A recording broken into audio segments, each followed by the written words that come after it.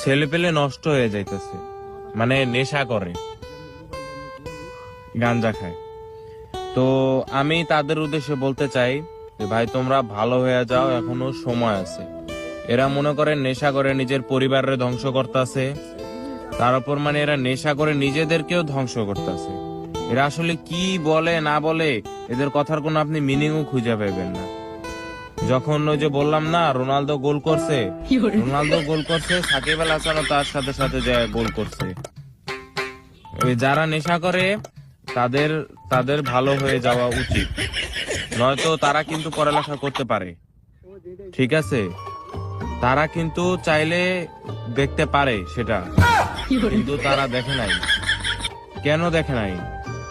তারা আসলে বুঝে না।